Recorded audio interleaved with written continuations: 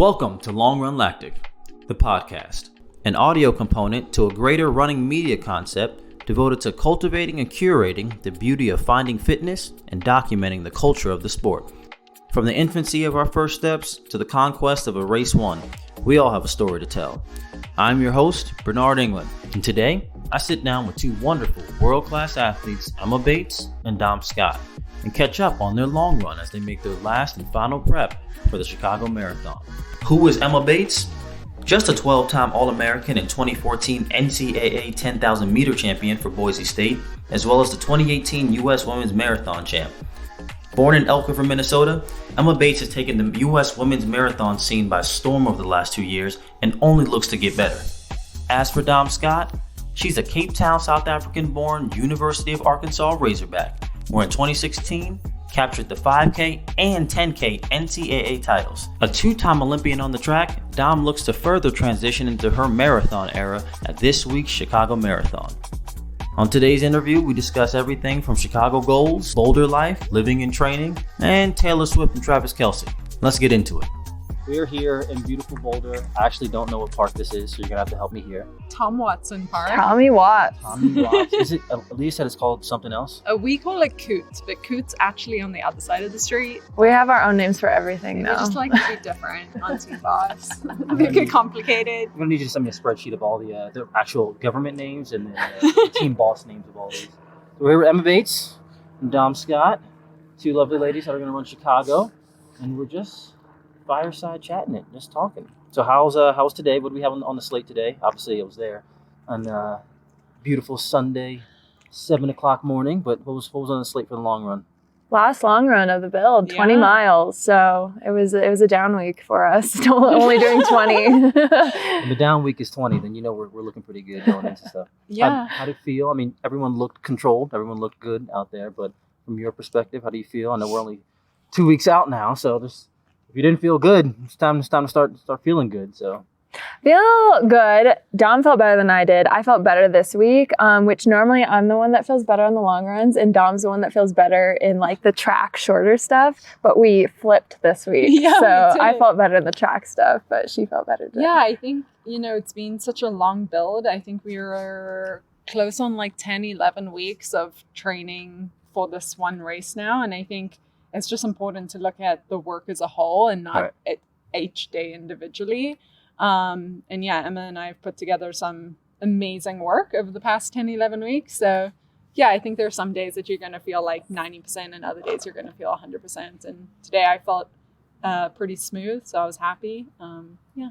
Well, how about the build? When we talk about the build, I obviously follow you both on Instagram. If you don't, we're going to put both the tags at the bottom. But how's it been from a teammate's perspective, having someone that you can kind of rely on day in, day out for just one specific race? I know for me, I've got high school athletes where sometimes, hey, you don't work well with this person for this workout, but it seems like you guys seem to have worked out really, really well for just this build. So talk a little about that. It's actually insane, like how well we work together. Like I have had training partners in the past, and I've always felt so competitive with them, and it just has never meshed. And I thought Dom and I were actually going to be this way because we used to compete against each other in college. Like we were both in the 10K vying for that national championship spot. And so I thought that we would be a little more like cutthroat and want to, like kind of run each other down. But we have never felt that way. We've never felt the competitive nature of like one-stepping each other. We are always just wanting to work together and build each other up. And so I think it's so rare and so amazing that we have that. And like I have done so many of my marathon buildups alone. So to have somebody like not only, just there in general, but to have somebody that's actually like pushing me and making sure that I'm doing what I need to do every day. Like again, Dom is so good at the shorter stuff, and then I'm a little bit better at the longer stuff just because I've been doing it for a bit longer. But we just complement each other so well in that regard, just because I am not great at pushing myself in that short stuff. Like the short stuff is hard for me, but having her around is just such peace of mind because I know I just need to follow her and follow in her footsteps. Wow, I need a tissue.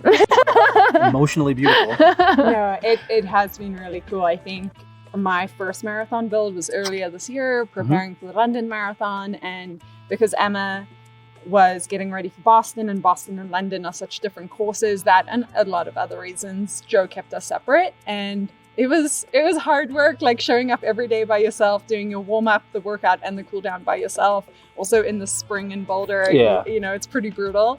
To then this time around getting to do everything with Emma, and also having Scott Farble with us on our workout days. It's just brought kind of like this ease to training, where you know that you're showing up, you're getting to train with people that you really like and respect. So that's been amazing.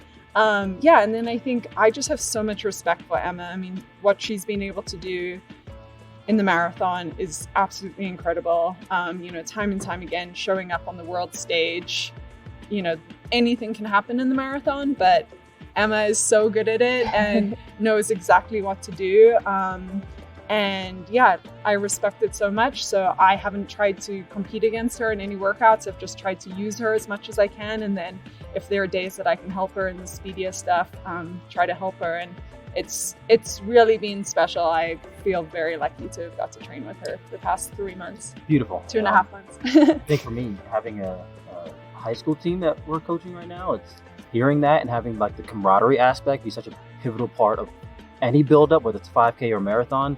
Just sounds so beautiful. So thank you for sharing that. Boulder. I'm now in Phoenix, so I understand the heat. What is Boulder life like, weather-wise, culture-wise? On the long run this morning, it was beautiful. We had 1 million people out there running. Obviously, you had a couple of college teams out there. Just tell me what Boulder's been like. I know you've been here for a little while now, so you seem to be much more experienced than I will ever be about it. So, tell me a little about Boulder. Boulder summers are hot.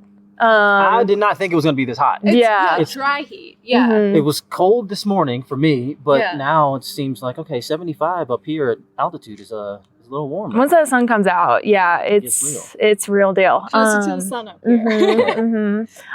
So I didn't really expect that when I first moved here. I moved here from Boise, Idaho, and the mornings were much cooler, and so you're just able to get more quality work in. So I had to really dial myself back. One, being at higher altitude, it's just harder to run, less oxygen, but then the heat also. So you have to really dial it back, and so you just have to really run within yourself, run controlled. That's something that I had to relearn how to do moving here, and especially the winters.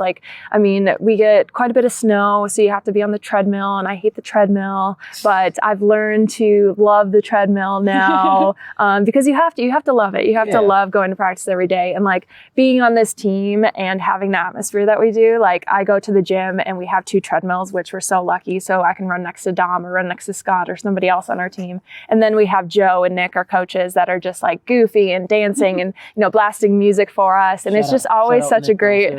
Yes, Nick was here this morning.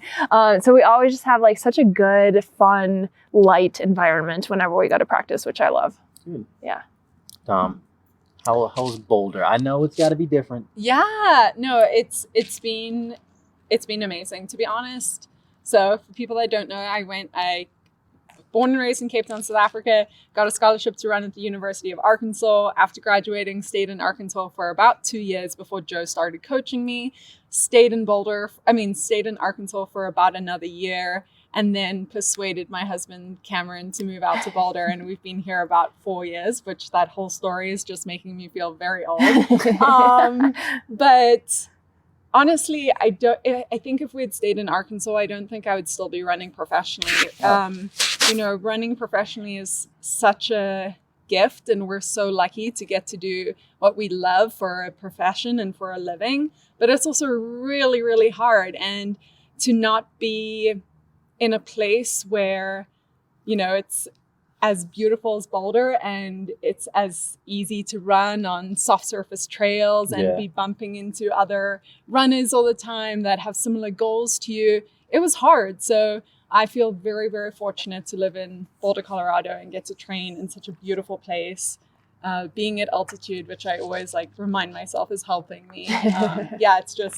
It's like a runner's paradise up here. Good. What's favorite coffee shop? I'm a coffee connoisseur. So What's your favorite? I went to Boxcar yesterday with Colin Wall. Boxcar is very good. I will call out Verb Coffee just because it's very close to where I live, and the people there are amazing. Shout out Carlos and Mary. They're awesome. So if you're in Boulder, I suggest you check out Verb on 30th. What about you? I'm a Spruce gal. So North Boulder or Pearl Street. That's my go-to. And Spruce juice is... It's not a juice. The first time I went in there, I ordered a spruce juice expecting like some fruity drink, but it's actually coffee. So if you go in there, just know it's not a juice. Check that out. What about eats? Any fast food eats? Well, not real fast food, but something quick or even something like a sit-down dinner. What's your favorite eats in Boulder? It seems like there's a lot on Pearl Street. Last There's night, a lot. I will say I had some of the best fried chicken and candy yams, which I was not expecting to get. But she called it out and said, hey, does anyone want fried chicken and candy yams? I don't know why she made eye contact with me. Why would you not? Yeah. But I sat there and had a very good time eating it. So what else is there other than just those Pearl Street delectables? Yeah, there are a lot of fun places on Pearl Street. I'll say Cameron and my favorite date night place is actually in Niwot, which is only like 10 minutes from here. It's called 1914 House. So if you're in the Boulder area, want a date night, it's not super fancy, but it's just like good food, that's where I'd go. And then if you want something that's like fast foodish, I'll shout out No Palitos, who sponsors my husband and a lot of the team boss's husband's softball team called the Shin Splints. No Palitos sponsored their uniforms, which is pretty cool. And No Palitos is kind of like a fast food Mexican. Okay. Yeah, but like not a chain. It's like very cute. Great. I'm a big fan of Black Belly, which is like a butcher shop / dinner restaurant / burrito place. So you can get anything that you want as long as you're not vegetarian. And then you can order spruce juice to that spot. Exactly. Yeah. So backtracking to Chicago, we're 2 weeks out. We obviously all woke up to stunning news of a 2:11.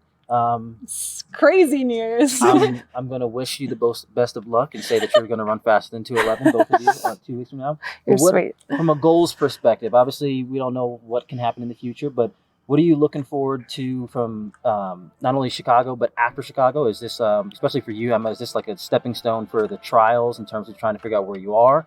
Kind of best case scenario, worst case scenario. Obviously, best case scenario is 2:10 now. But what are we looking at from a Chicago goal perspective? Yeah, I'm trying not to think too much about the trials. I know that this is a stepping stone to get there, but I really want to do well at this race. Right. And I think for it to be a stepping stone, I really have to focus on this and this alone. So I just want to do my very best. And that means, for me, PRing, but also like by a significant amount. So my PR comes from Boston, where I felt like I was in 2:18, 2:19 shape going into that race, but it's not a fast course. So 2:22 on that course, which we went out so slow. It just wasn't 6:30, I think we went out at. So I know that it's in me to run a sub 2:20 at least, but I really want to be in that 2:18, 2:19 range. And then I can kind of, flirt with that American record. We don't know until the day comes, of course, what kind of conditions we're going to get, but I want to run fast. But the main objective of a Chicago or any world major basically is to compete. And so I just want to put myself into position to be in that top 3, put myself into contention to win if I can. But if it's going to be run at 2:12 or 2:11, I am realistic enough to know that that's not quite in the cards for me just yet. So, next year. Nam, how about you? Yeah, I think so much, like we can speak so much about our goals, but so much is going to come down to the weather in Chicago. And we all know that it could be a million different things in Chicago. So we're praying for cool, perfect weather. But I think ultimately my goal is just to have a good experience. London was the hardest race I've ever run in my life. And How so? It was very far and very hard. The first marathon is the worst, man. Yeah, that's what they tell me. And I'm really hoping promise. it's true. London is interesting because it's a women's only start. Right. So you don't have any men around you. You don't have any masses around you. And for some reason, just happened this year that the field kind of like disintegrated about a week before the race. Yeah. So there were meant to be a lot more athletes in the 2:20 range. And about a week before all the Canadians, Brits, Americans kind of dropped out. I say all, the majority of them dropped out. So I was running with a great Brit, maybe for 9-ish miles. And then I had a pacer through like 15 miles. And then I was by myself and didn't see another runner until I crossed the finish line.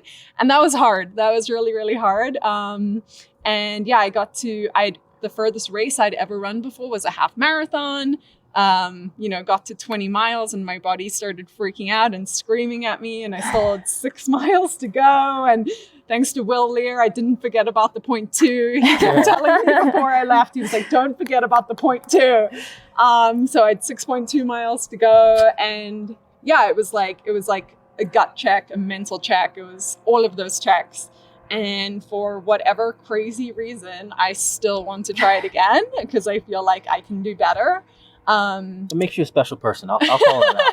Well, I think like we're all crazy. Runners are crazy people. And I would like to just have a better experience than that. I also know that I'm capable of a lot more, having run a 67:30 half.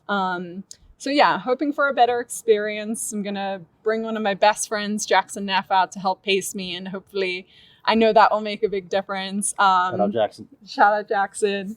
I mean, time-wise, like running a PB would be incredible. I ran 2:29.19 in London. The Paris standard of just gonna blow that out of the park. There's the South African record of 2:25.28. So I'll have lots of goals. But I think there's so much to learn in the marathon, right. And I know every build I'm gonna get better.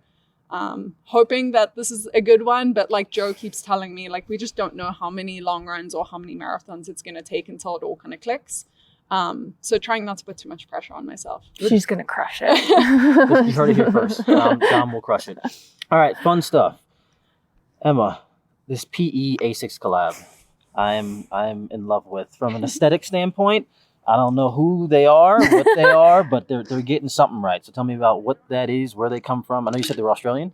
PE Nation is from Australia, yes. And Asics is doing all these fun collabs with different companies, especially like apparel companies. Right. Because I think they know like how important it is to like look good and feel good and run good. And so isn't that the prime time? Coach Prime? Exactly. So that's what it's about. And so they're collabing, with PE Nation. Then they're going to start collabing with Bandit, which is a New York-based company. So it is just so cool to see like them like branching out and just like getting into like different like facets of the industry, like fashion industry. So I think Asics is on the up and up in that department. And the shoes have always been amazing and will always be amazing. But they're tweaking their clothing a little bit, and it's really fun to see. Yeah. Dom, I don't even know, but probably Boston 3. I'm a Boston fanatic. That is my everyday training shoe. Nice. I will live and die by the Bostons. How do you feel with the new ones? How do you feel with, I love the Paula, Stella McCartney? I love that collab, but tell me more about like what you like in Adidas right now. And ooh, I'm very much like a feel good, run good girly. Like I like everything to be very comfortable. So I don't branch out that much. I'm like, find one sports bra that feels really comfortable. 50 of them. And then I get it in every single color. That's me. I am very impressed with Adidas's super shoes right now. I'm wearing the Pro 3s. Yeah. And they just came out with this shoe that broke the world record this morning, which by like 2 minutes. So that's super cool. I don't think I'm special enough to get that one for Chicago, but if anyone's listening to this, I would love that shoe for Chicago. I'll make sure I put this out like a week before. They'll come in. You have to wait till Sunday morning. They'll come in Sunday morning, but I'll try and I'll reach out to my connections, which there are none. We're working hard for that. I don't even know what they're called. They're like the Pro 3 Evolution 1 or something, but those all white ones, they look well, now they're called the Pro 3 Evolution 211. Right? Yeah. 211, yeah. Lighter, better. But yeah, I think Adidas is doing an awesome job with their super shoes, and like you said, the Bostons, which now are like half super. Yeah, they're like half super, which if anyone's looking for something that isn't as aggressive to do, long runs or tempos in, the Boston's such a great option for that. I will say Emma and I do all of our workouts in our Supershoes. We're either in our recovery trainer doing easy runs and warming up and cooling down, or we're in our Supershoes. Why is that? The Supershoes just allow us to recover quicker. That, and then we're getting the feeling for what we're going to feel in the marathon. And I think that's really important. I used to do my long runs either in the Bostons or in a trainer because I was like, oh, they're heavier and they're like, you'll get more out of it. Yeah. But actually it's so important to like know your rhythm and know your stride and the feeling of being fatigued in these shoes. So we do all our work in these. All right, you guys are about to hit that long run brain, I'm sure, so we'll make it quick. But last thing, from a training perspective, obviously you guys are doing a marathon build, and I'm years out from doing any type of marathon. I'll do a half, just to be cute. Okay. I'll do a half. Half is perfect, honestly. I'm going to stay on the track for a little while longer. But from a mentality standpoint, what is something from a high schooler that has no idea what cross country is, no idea what track is, they just started, what's something you can give, right? So I have, 30 kids on the team. Most of them, they just started because their parents either A, told them they had to do a sport, or they needed something that was a little bit easier to get into from a social standpoint. So if you're starting out and you can only walk, what's something you think you tell a little girl that I'm only walking, I'll never be there? So what's something you would tell? I'll usually tell them, don't say that, we'll get there no matter what. But from a pros perspective, what would you say? I think the only reason I've stayed in this sport as long as I have and seen the progress I've had is because I've had so much fun in it and have found my joy in it and have found my play. And I think making it your playground, whatever that means, and like if you need to walk every day, or whatever that is, it's like just making it so like maintainable or sustainable for you, and making it something that like you enjoy going to every single day. Because if you enjoy it every single day and you keep going back to it, you're going to improve no matter what. You don't even have to think about it. It just happens over time. So I think that's the main thing, is just find your joy and find your happy in it. Beauty. That's so cute. We're getting a lot of tearjerkers. Yeah, I think that's really good advice. I think if you are starting from like the walking space, I would just say like a little bit of running, and just build from there. You don't have to go from 0 to 100 in your first practice. I think you should repeat that, because I have that problem every day. I could barely run 10 full minutes my first time out. So that's, again. I think Emma and my careers too, if you look at them, neither of us went from, joining the team to the best on the team. Both of us in college worked our way up to, winning national titles, and now in the pro world have worked our way up to being some of the best runners in the world. There's nothing wrong with that. Like there's nothing wrong with climbing the ladder slowly and surely. If anything, it's like a healthier way. It's a more fun way because you get to see little progress more often. But like Emma said, I think so important, just like figuring out what makes you happy, why you want to do it, what's your why you come to practice.